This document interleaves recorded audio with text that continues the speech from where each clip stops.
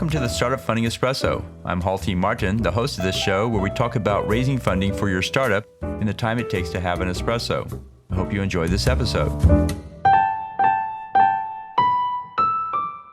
Hello, this is Halti Martin with the Startup Funding Espresso, your daily shot of startup funding and investing.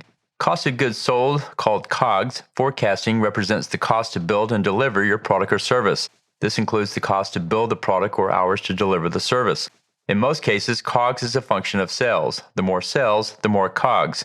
If you have a unit that drives your sales forecast, such as a physical product or service program, then you can calculate what it costs to deliver on each one. An interesting KPI will be gross margin, which is the amount of revenue left over after subtracting out the COGS. This is often expressed as a percentage. For recurring revenue businesses, there are hard costs such as hosting, customer support, online payment, and other related costs. These costs must be incurred to deliver the product or service. For consumer product goods, a healthy gross margin is 40% or greater. For recurring revenue, a healthy gross margin is 70% or greater. For businesses with multiple products, you may want to split out the COGS by product line. For businesses with one product, you may want to forecast COGS on the total revenue level. Thank you for joining us for the Startup Funding Espresso, where we help startups and investors connect for funding. Let's go start up something today.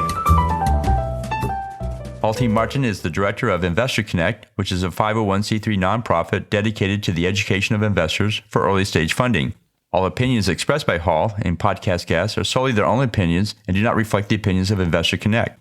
This podcast is for informational purposes only and should not be relied upon for the basis of investment decisions.